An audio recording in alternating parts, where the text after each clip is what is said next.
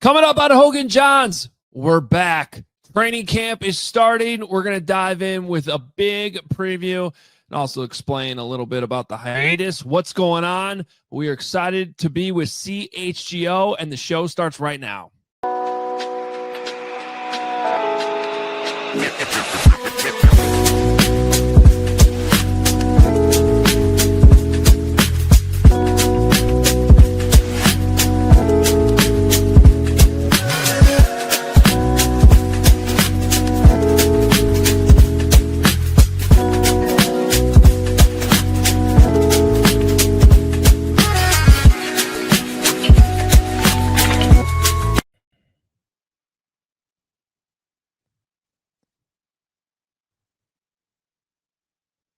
What's up? Welcome in, Hoge and Jahns.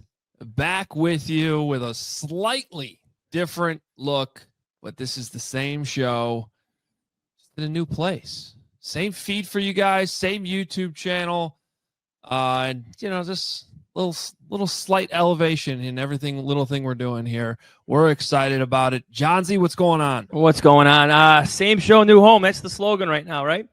That's right. What we're going with. It feels like football, looks like football. We got football shirts on. We got our swag on.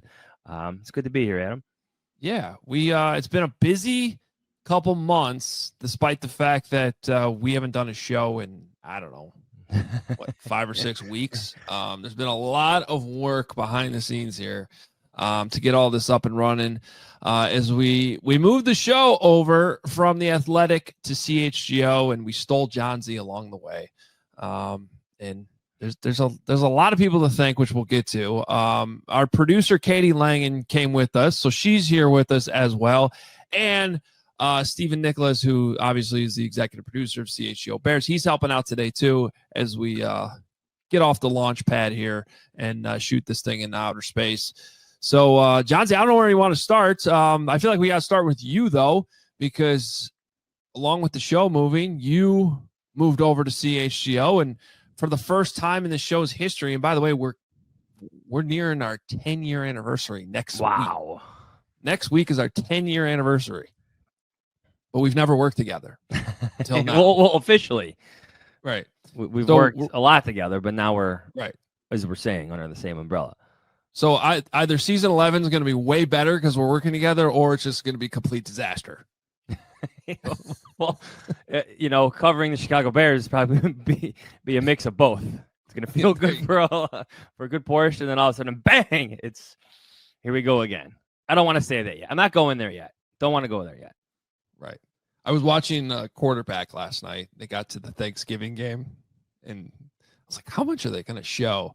And then sure enough, it was just like Jared Goff was like, I want the turkey leg. Oh, he played well. Lions win. Like, it was the easiest thing in the world. There was no I was like, well, that was a completely different perspective of what we watched. Meanwhile, on the other side of the building, yeah, the opposing head coach, Matt Eberflus, is getting yelled at by his players in the locker room.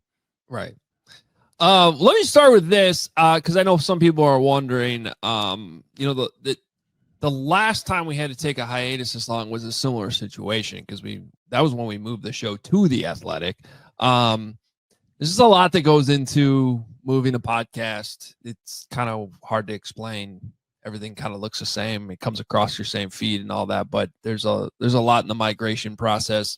Logos, graphics, and we have an awesome team behind the scene that has been working on all this. So there's going to be some slightly different, like if you're watching on YouTube, you probably saw the intro was a little different.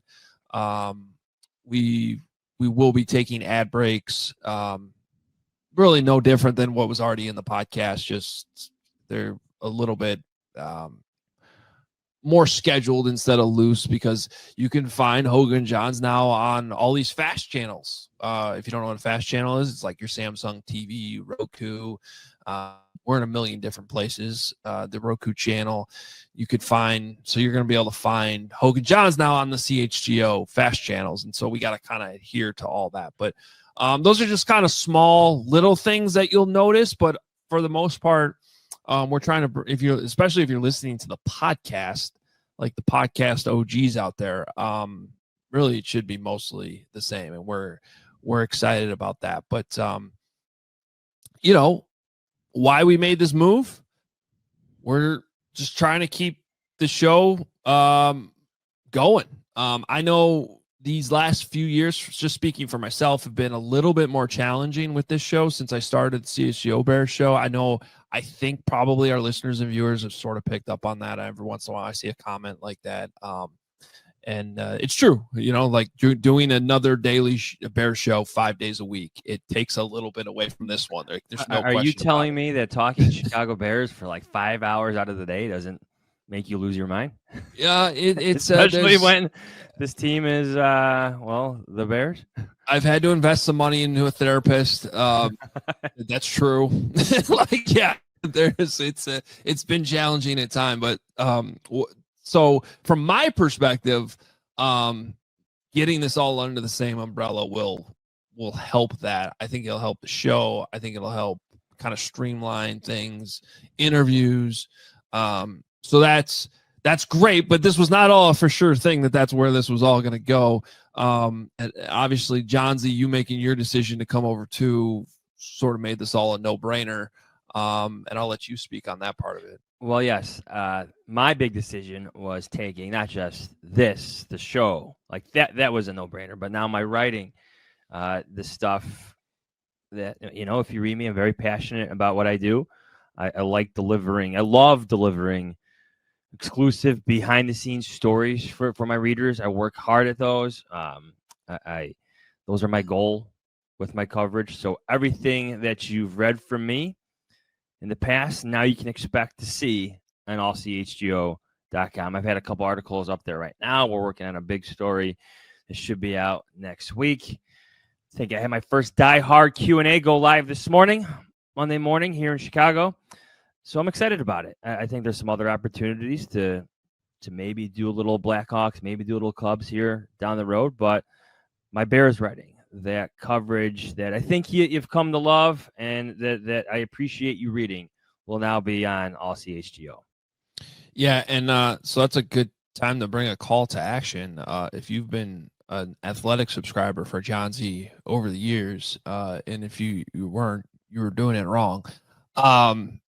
Make sure you become a CHGO diehard now, because that's where, you know, similar to how his coverage has been for the Athletic, it's now going to be at All CHGO. And if you are a diehard, you will have access to it. And if you are sort of new to the CHGO diehard experience, I'll tell you a little bit about everything that comes with it. But first of all, we do have this great introductory diehard special going on right now. 2 different levels for $36 for the first year. That'll include a limited edition Hoge and Jahns t-shirt. If you want to upgrade to the hat, that's $59 for a year. And honestly, I'll just be honest with you, those are sweet branded Bills hats. They're just really nice hats. That's why that costs more.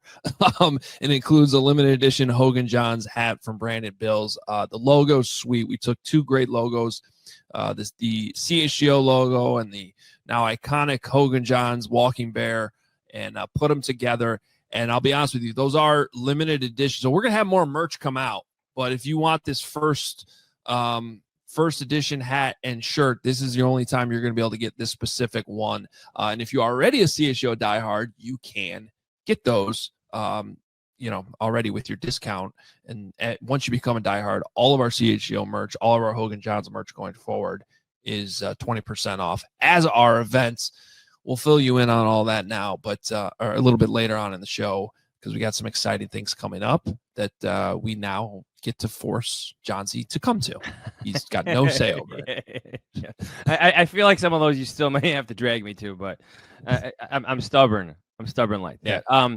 I know we're gonna get to a bunch of thank yous. I just want to thank my wife Colleen for putting up with me, through all this. It was a stressful 3.5, 4 weeks of getting through this. She's the absolute best. I love her and my family so much. And then I want to thank all the friends and family that have supported me. And I want to thank everybody who's ever really read me. And I loved writing for The Athletic. I'm going to love writing for allchgo.com. So if you're coming along, I just want you to know that I deeply appreciate you. And I love my job. And I hope you love reading what I do, and I'm going to try to continue to deliver the best coverage that I can, just at a different spot. Yeah, that's we know you will, and that's a good time to also thank our very loyal listeners and viewers.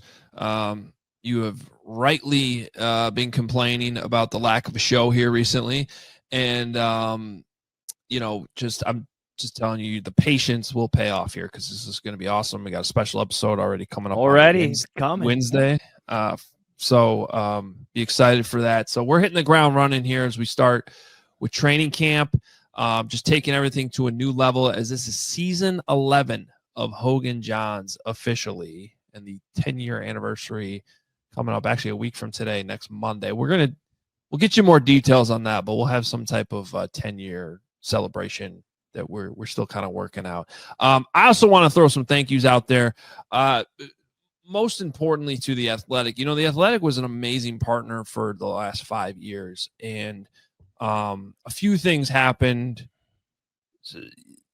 I learned a lot kind of on the fly from a business sense. But some stars just sort of aligned when I left WGN for NBC Sports Chicago, and the Athletic wanted the show, and they, even though we're leaving them, this wouldn't be where it is without the Athletic. And they were amazing partners because they just sort of let us do our thing. Like they never really, other than, sending us emails about which ads to knock out, like there's never any interference. When we asked for extra support, like flying in our producer Kent last year to do the Ryan Poles interview, they would do it. And, so that's a big reason why this is taken off. This YouTube channel's here really because Kent, urged us to get just about to say that going. So they really were easy to work with, and honestly, they were. I can't speak for what you dealt with on your side of things, but on the podcast side of things, even the parting could not have been more respectful and easy, and they're super easy to work with. What's a complicated migration process. So a lot of great people over there. I just wanted to thank you because that the move is a little bit bittersweet on that end. It's not easy to leave such a great partner. And then I also want to give a shout out to Joe Johnson from Obvious Shirts. If you don't already support Obvious Shirts and buy merch from him, he just amazing guy, amazing dude. I just wanted to I think the coolest conversation I had in all of this that happened was with Joe. Once everything was kind of settled and we knew that part of this move, we were going to be moving the merch to All City, because All City also has, obviously great merch that we've been doing with CHGO for and all our other networks for 3 years or so. But it was such a cool conversation with Joe because, we were one of the first, if not the first partnership with Obvious Shirts on like a collab for merchandise. And it's basic. Joe and I had this cool conversation where we both sort of agreed, in an awesome way, we kind of outgrown the partnership. Because I don't know if you've been paying attention to what's going on over there. He's got 1 million partnerships now. And in one, we probably started up here on his priority list. And now we're way down here because his business has completely taken off. And likewise for us, it's just kind of going to the next level. So that was such an easy conversation. And also, without getting into too much of the weeds, Joe gave me some business advice 4 years ago. I think we were a year into the Athletic. And it was a advice someone else had given him, and he passed it along to me. And it's, without getting into all of it, it's a huge reason why this show is kind of where it is now. And we've been able to structure these partnerships and these licensing agreements with companies like the Athletic and now All City as well. So just Joe's going to be a friend of ours. You'll still see us rocking Obvious Shirts merch just like we already do on CHGO and have. There's no question about it. But yes, going forward, the Hoge and Jahns merch will be sold through All City instead of Obvious Shirts. Joe always delivers. Quick story about Joe. My older son's travel baseball team, we were heading out of town to Field of Dreams in Iowa. And usually how this works is the kids get some stuff, and sometimes it's T-shirts, sometimes it's water bottles. But we were in a jam. Just a T-shirt contact had fell through somebody else. So I reached out to Joe, and I'm like, can we get some baseball player shirts? And he delivered those within, it was a matter of days. It was easy to work. I mean, it's easy. He's just the best to work with. So 12 baseball players are now rocking Obvious Shirts, baseball player shirts, from Iowa to the northwest side of Chicago to Park Ridge to wherever they go. And they wear them all the time. So just a quick story about Joe. He's absolutely the best. And yes, forever thankful for that partnership. Yeah. So many great people, and also the great people at All City that have been working tirelessly the last 3 weeks to get this show off the ground here, get the graphics. I had no idea we could make that walking bear move, and now it walks. And a growl. Yeah. Snorted. It did something. It kind of freaked people out. It verbalized. Yeah. I didn't even know we could do that at this company, but we can't. And so that's a small thing that you'll see taking this thing to the next level. And with that said, we're going to take our first break here. And if you're watching on the YouTube channel, you're going to actually see that bear move. When we come back, I promise we're going to jump hardcore into Bears football. We're back. We're jumping in with a training camp preview, but obviously we had to address all that stuff off the top of the show. So appreciate your patience. Take a quick time out when we come back.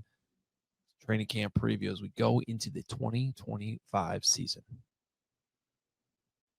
And with Johnsy with us here at CHGO, now is the perfect time to become a CHGO diehard, and making it really easy for you, actually, because if you use the same website we've been telling you about for years now, hogeandjahns.com, it'll take you right to our new landing page on allchgo.com. So you can sign up, get this great introductory diehard special, $36 for your first year. Will include a limited edition CHGO Hoge and Jahns shirt, or if you want to upgrade to the awesome branded Bills hat, it's $59 for your first year.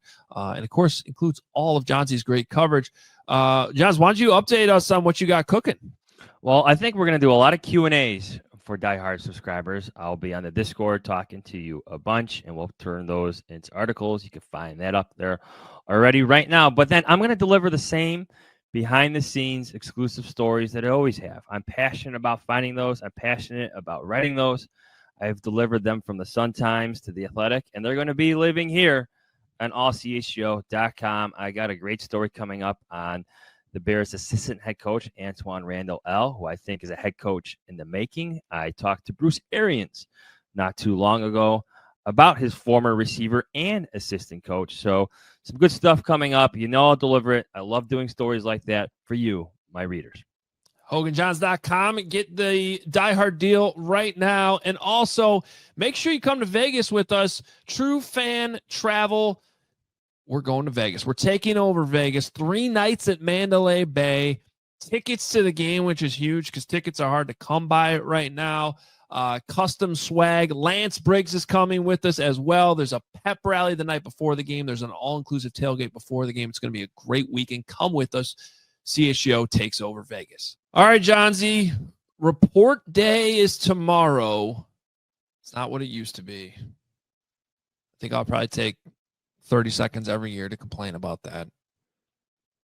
There's something nostalgic going down the Bourbonnais. Yeah. The first day, the players arriving, you catch them as they drive in, and then you rush back to your hotel. Back in the days, dorm room, write up what you had to write. Then go to Brickstone Brewery for dinner, and then go to TJ Donlan's for bags. Beat up Bob Laguerre and Larry Mayer, and go to bed for practice in the morning. Yeah. That's right, we did. We did win a lot of bags games there. I feel like every year we express these feelings. Yeah. Because it was so fun. It's when we started. It's when we first started recording things together. Like just in terms of that's when you started to just interview different reporters looking for content for WGN radio at the point, right? At that time?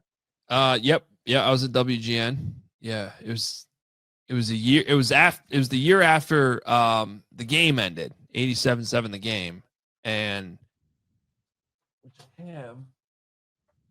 right here. See, I hold on to this stuff. There it is. 87-7 the game, and I'm at WGN Radio, and obviously it's a news, business, all the stuff that they talk about. There's not very much time for Bears football, so it was my starting this podcast was the opportunity to keep talking about the Bears on top of writing every day.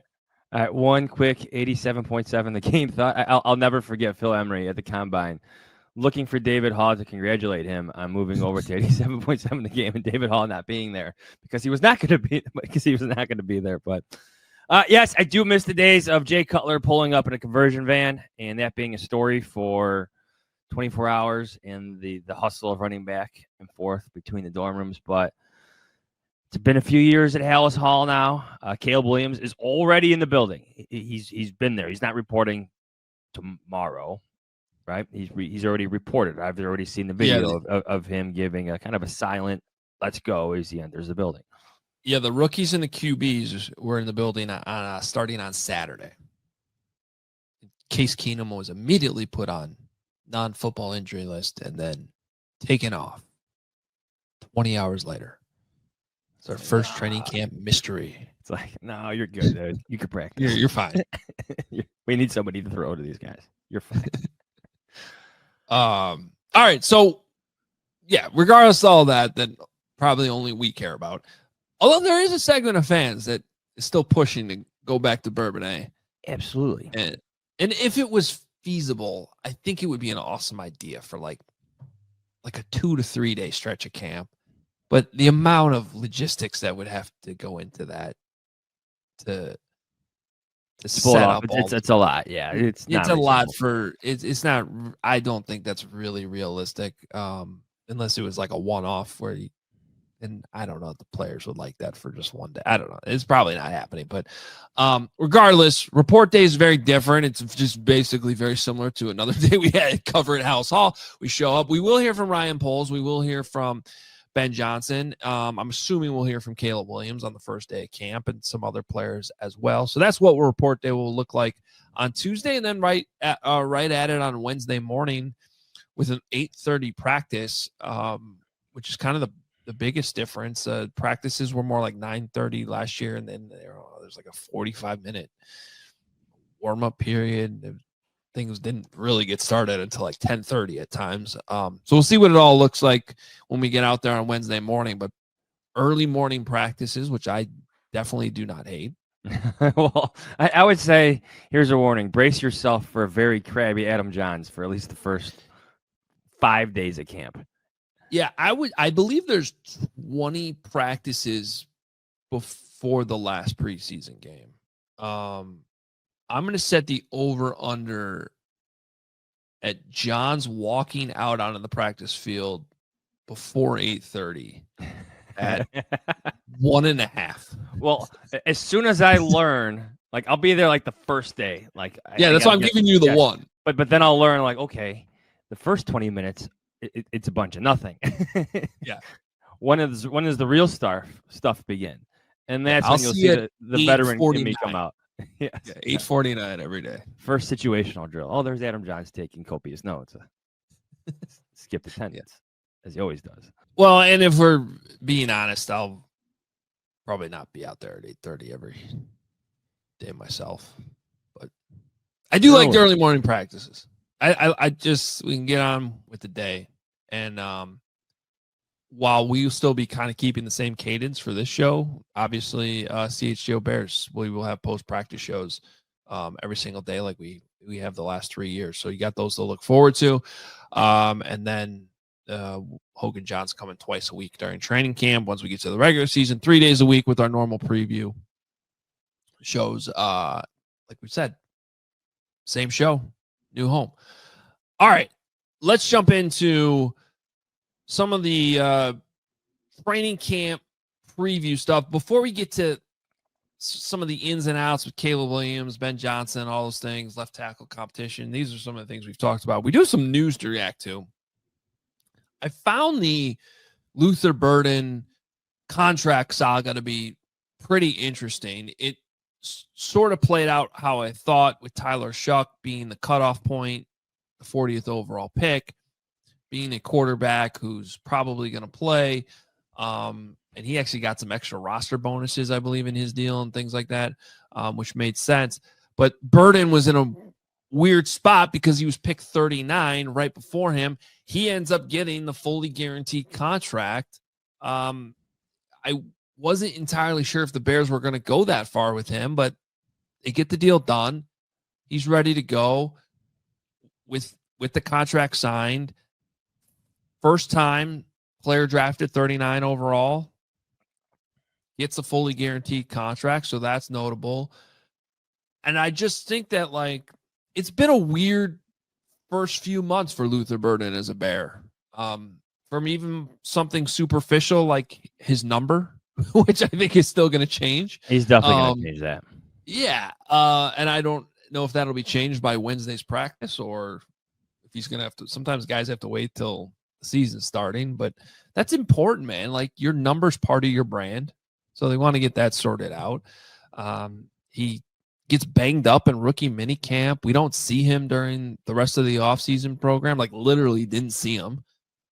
And then you had the contract stuff going on. It was just, I think it was fair to feel a little uneasy about how that would all be sorted out. But nonetheless, it's sorted out. Contract signed. I can't wait to see him out there, assuming that he's healthy and ready to go. But I guess that's still a lingering question. We'll find out probably tomorrow. Yeah, there's a lot here.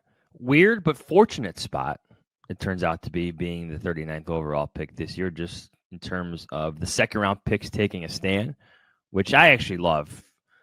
It's, I said this in a previous hit. It's just good to see the players take a stand on something where there's not a lot of things to fight over. So good for the players for this win, and good for Luther Burden for being the 39th overall pick. Luther Burden's a story because he fell in the draft.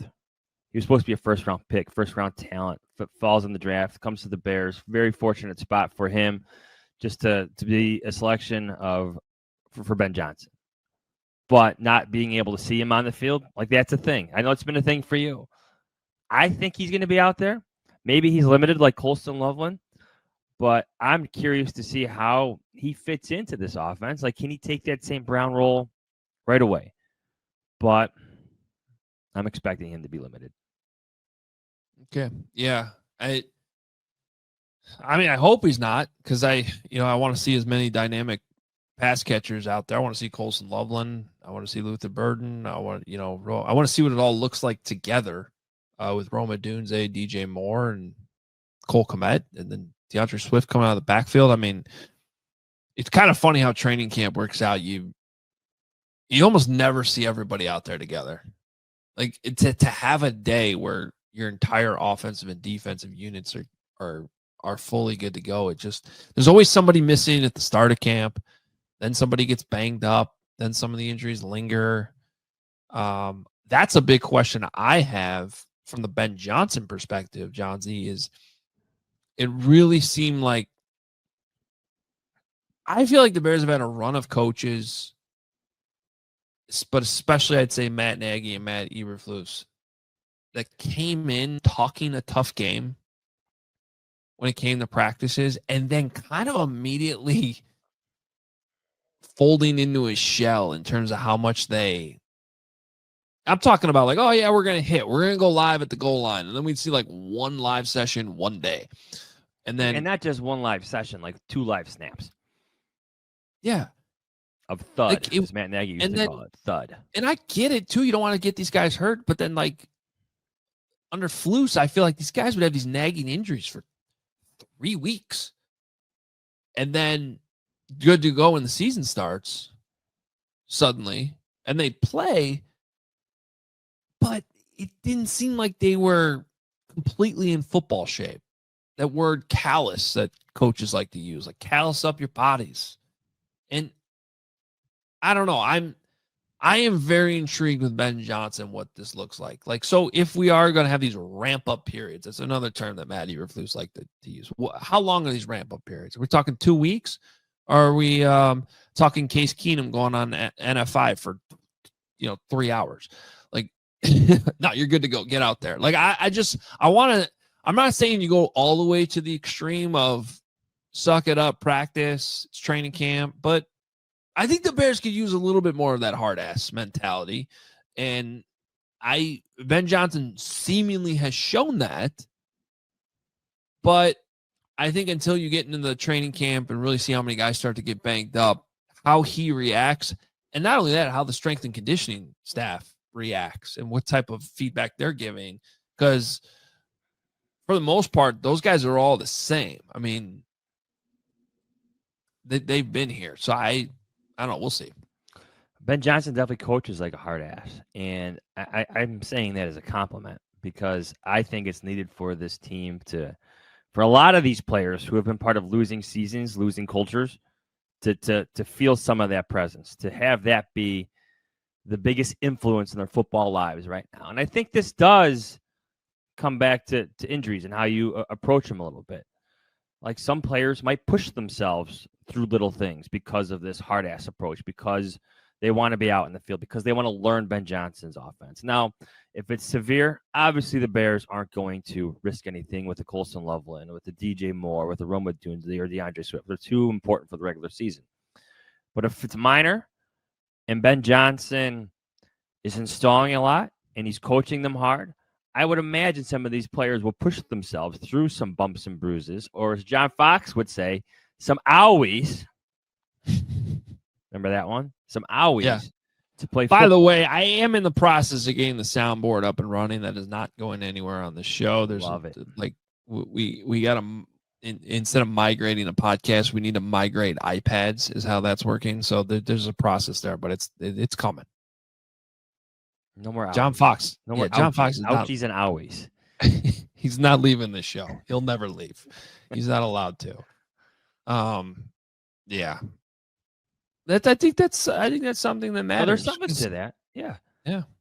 And I think about the Lions a lot. Like there's this great scene in Quarterback where I'm paraphrasing because I'm forgetting the exact things he was referencing, but they get this tough win against the Packers last year, and Dan Campbell's in the locker room. It's like, we don't have to talk about how tough we are. We don't have to talk about this. We don't have to talk about that. Like we live this.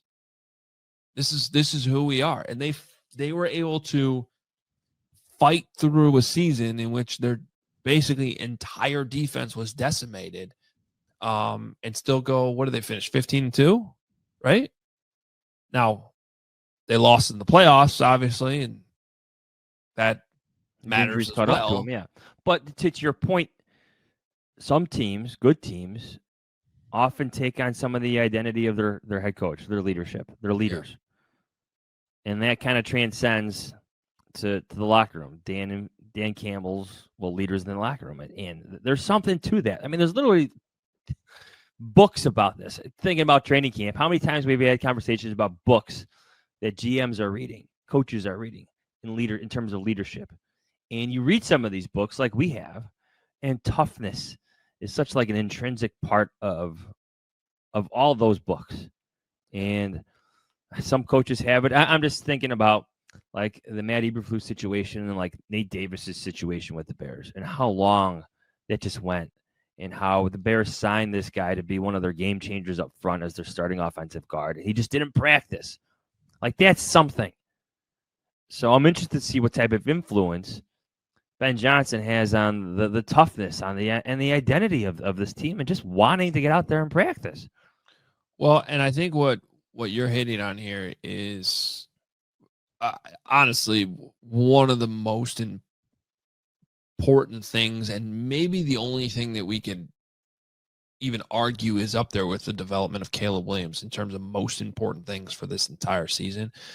Because I think if you're really paying attention to football, really at any level, your team takes on the identity of the head coach.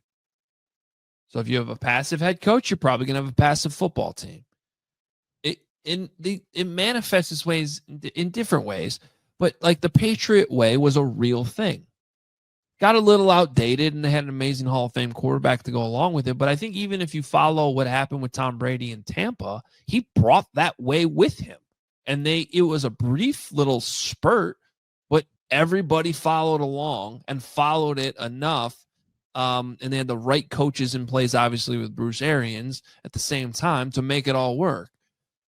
The Lions have clearly taken on the identity of Dan Campbell. It's one of the reasons why, yes, I think they're going to take a little bit of a step back this year without Ben Johnson. Losing both coordinators with Aaron Glenn too is, I don't know how that doesn't hurt you. But overall, I think they're going to be okay because of that identity that they have under Dan Campbell. So in hiring another first-time head coach, as much as everybody's excited about Ben Johnson, when we talk about this, it's still sort of the unknown here. We think we have an idea of what this identity could be like, but until it actually happens, until he lives it for the first time as a first-time head coach and the players react to it, we don't really know what it's really all going to look like. But it's so important because it's why we talked about that phrase leader amends so much during the coaching search. Because it's like you knew what Mike Vrabel was going to be. You know what Mike Vrabel's taking back to New England right now. We think we know what Ben Johnson's bringing to Chicago from that standpoint. We know what he's bringing from the offense standpoint. We think we know what he's bringing from that head coach leadership mentality. I think we're going to get a huge glimpse of it here in training camp. And it's one of the things I'm most excited to see. I want to see him yelling at his players. I'm actually looking forward to it. What if he yells at you? I probably deserved it. Who does he yell at first in the press conference? Ooh. Potsy's gone. He would have been my runaway winner. He's the number 1 overall draft pick. Yeah. I don't know. We'll have to see. Sure, the comments are firing right now. All right, we'll take another timeout. We got a few more things to talk about what we're watching at training camp. Report day is tomorrow. Looking forward to that. Hoge and Jahns is back. We got more coming up next. We have some awesome events coming up, Johnsy, and we want all of you guys to join us. This is our 3rd annual kickoff classic at Cog Hill #2. It's the Ravines course. It's coming up August 22nd. It's a great way to sneak some golf in before the actual football season starts. We're starting at 9 a.m. that day. Hoge Hill #2, 18 holes with a cart. This is going to be a scramble. We got CHGO tee gifts for every player. There'll be hole contests along the way. We'll have great giveaways and prizes, lunch, drinks, a ceremony after the round. And if you'd like to help sponsor a hole or two, you can get into contact with us too. So go to our events page at allchgo.com. Johnsy, you've actually played in this before. Yes, I have. So come on out, watch me slice the ball, lose my ball. So if you're looking forward to having fun with us and you want to watch Adam Johns look for his ball for 4 hours, this event is for you. No, I promise to be a little bit better than that, at least this time around. Yes. Okay. And we might have an opportunity even to sign up to play with us. We got to work with that. You can be an R foursome possibly. We'll set that up here, but go check it out on the events page. The other thing you'll see on our events page are tailgates that have really become iconic already. It's one of the greatest things that we've established here at CHGO, the official CHGO tailgates, the best in the city, home games all season long. You can buy your tailgate tickets already. They are available on our events page, allchgo.com. I think there's even a discounted one if you want to go all in for all the tailgates the entire year. Basically have like a season pass to our tailgates. Amazing barbecue, drinks included, best Bears fans, and our CHGO crew at every single one. Go sign up right now for our tailgates. All right, Johnsy, what we're watching at camp, I think it obviously starts with the quarterback. I have a few things. Try to narrow this down this year to stuff that actually matters. But there's a few things. I'm going to give you 3 right off the bat. So one is, and I mentioned, we did a hit with Pat Tomasulo on WGN last week, and I gave this as my answer, but sometimes we make football so complicated, and I really just think it can be very simple sometimes. completions. Like, and I know this is something Ben Johnson cares about as well. And I think if you watch what Jared Goff was able to turn into over the last few seasons, I completely forgotten he had a game last year where he literally did not have an incompletion. Pretty good. Like, that's crazy. You would think at some point a ball would be batted down or you throw the ball away at some point. Those are okay incompletions sometimes. They're not all the quarterback's fault or there's a drop. But what is within the realm of control of Caleb Williams, when you complete a pass, with the rare exception of a pass behind the line of scrimmage or something that gets sniffed out and they immediately tackle the guy or whatever, like 99 out of 100 times, if you complete the pass, the ball's going forward. Even if it's only a yard. Most times it's more than that. But you complete the pass, you've increased your probability of scoring. And it's just thinking about it that simplistically is important. Sometimes with the weapons the Bears have, with the upgrade in the interior of the offensive line, there should be completions out there. There just should be. And that's on Caleb Williams to find where that completion is. And so especially when we're talking about 7-on-7s, but even when it's 11-on-11, this is not full on hit the quarterback pass rush in training camp. Like, find the completions. I think that's, if we're talking about practices where the ball's on the ground too much, that will be concerning to me. I'm going to say that right now. I've had enough conversations with former quarterbacks, offensive coordinators, quarterback coaches, to know that when the ball should not be on the ground in 7-on-7 drills. It just shouldn't. And what I don't want to see is Caleb Williams scrambling in 7-on-7 drills anymore. To me, that's a lost rep. Just no more. Like just try something. Try to squeeze it through a tight window. 7-on-7 drills and scrambling. I get that those second reaction plays are such a valuable part of his game, but that setting, it just seems it has less meaning to me because there's no pass rush. There's no pass rush. You don't know what you're evading. You don't know what you're getting away from. There's nobody there. There's literally nobody there. So throw with some anticipation. That's what I want to see him improve. If I had one word, it would be anticipation. I want to see more anticipatory throws from Caleb Williams throughout this training camp. And I know that might be setting a high standard for him, learning a new offense with Ben Johnson, with some new receivers out there to throw to. But you know what? You're the first overall pick. Your head coach just led 3 of the best offenses in recent history. Like, Jared Goff had a career resurgence under Ben Johnson. I want to see better football from the quarterback. So to me, if we're going to focus on those completions and on those 7-on-7 drills where everything tilts to the favor of the offense, let's not have the ball on the ground. Let's complete some passes. Let's have some anticipatory throws. Let's not scramble. Number 2 for me is the Adam Hoge throw it counter. Oh yeah, this is the same. I can say what I just said again here. Yeah, it's not. It was not nearly as much of a problem last year as it became with Justin Fields, where it felt like I was just yelling, "Throw the ball, throw it." Not really yelling, but on the sideline of practice, going, "Throw it, throw it." But I still think it's something Caleb needs to improve. I do think there were certainly moments last year where it's like that ball's got to be out. So, and I that is similar to what you were just saying too about, scrambling and 7-on-7s. Like, get the ball out. Like, know where the throw it now type of throws need to be.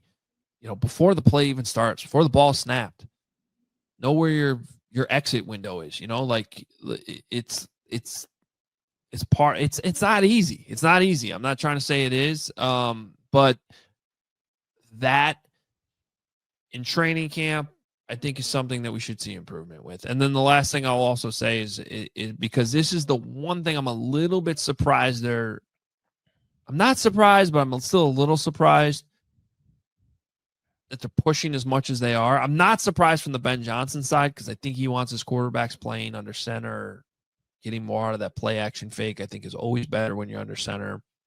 And I do think if it's something that Caleb Williams adapts to, not unlike Jared Goff. Like Jared Goff coming out of college was, shotgun quarterback. It's something that he had to get used to, and now he loves it under center. So that evolution and development for Caleb Williams, how comfortable he looks playing under center. I don't know that that's as important as the first two things I mentioned, because look, if you're struggling with it, if it's like something you determine is going to take a couple of years, you can always go to more shotgun. Ben Johnson is going to be able to adapt to his quarterback there, but I do think that'll be a huge part of training camp too, just seeing what the reps under center look like specifically. Well, Ben Johnson wants to run play action. Yeah. He wants to mess with the rules of the defense, and play action helps you do that. He wants to change the eyes, mess with the eye discipline of the linebackers.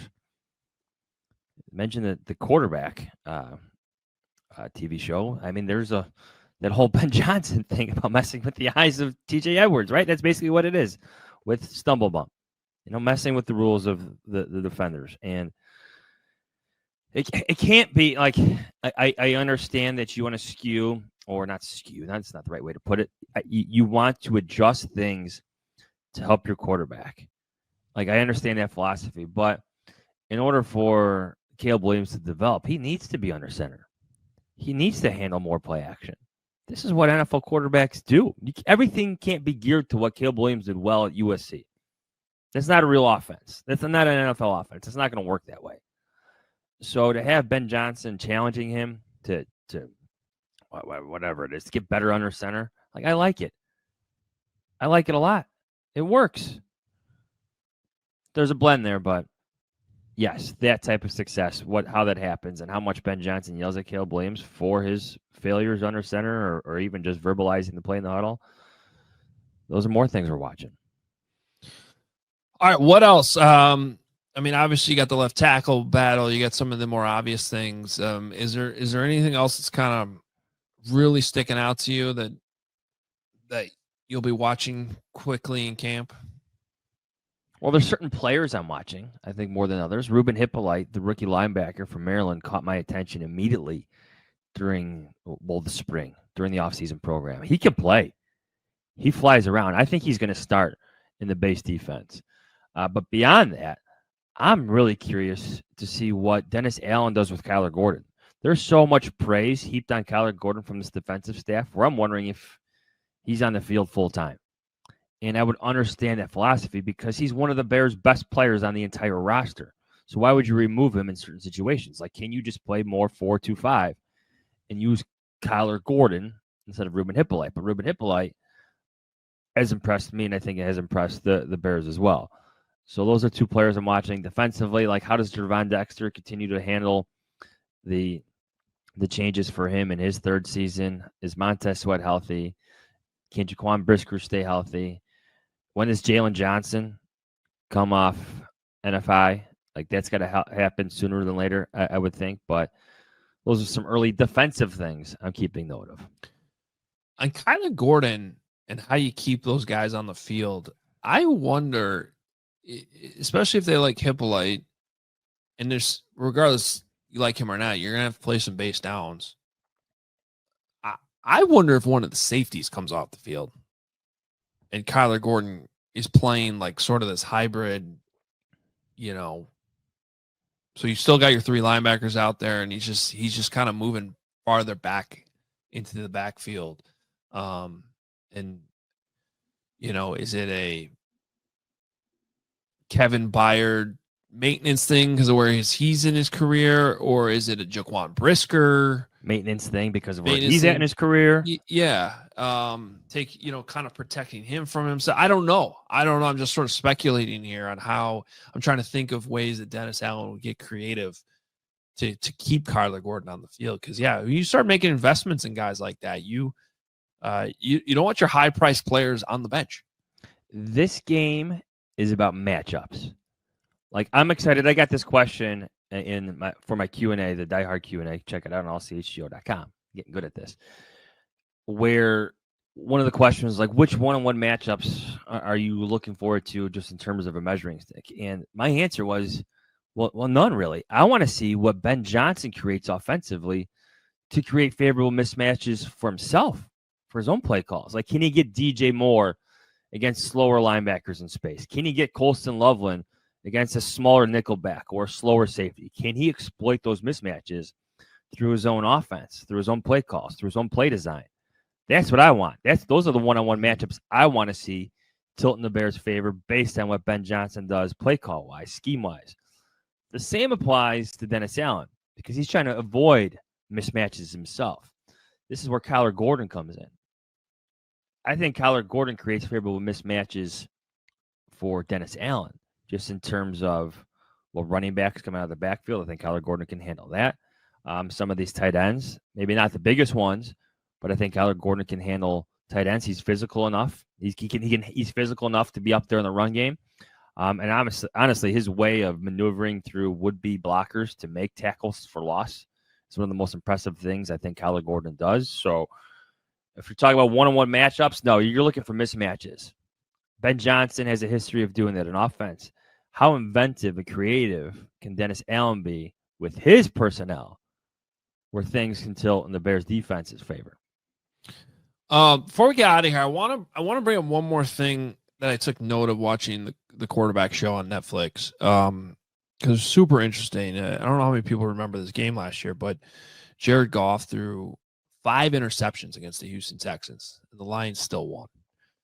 And there was there's a couple things I found extremely notable. One, you see a scene, I think he's maybe 2 or 3 interceptions into the game.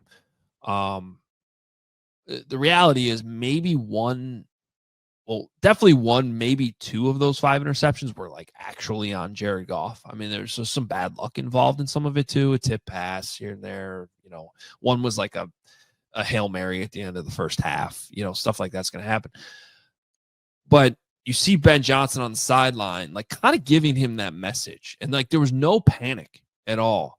So I thought that was notable. And then 2, crucial part of the game, they're still in it, but they need a big play. And Jared's like in the huddle being like, I'm still going to throw, I'm still going to be humming this football. It's going to be slinging it for you guys, So I think that conversation, that language in the huddle, that confidence really matters. And obviously it helps when you're winning a ton of football games. You can kind of have that cachet behind your words. But they go to a concept called Y-WASP. And it's funny because Jared's literally mic'd up. He's calling for but the play caller can't hear the quarterback. But he's just like, I really want Y-WASP here. And even though Ben Johnson can't hear it, that's the play call. Like, so they're like literally thinking the same thing. And it was this one concept they had this week. And Y-WASP is a double move with the tight end. He starts on the right side of the formation, works his way inside, outside, back, basically to the left pylon. And they worked it in practice. They needed it in a big moment. They seemingly were on the same page on when they exactly call this at the right moment when they needed it in a game that was not going their way. On the road in Houston against a good Texans team, they call it, they execute it. That whole scene was very impressive watching that play out. Now, that's multiple years of working together.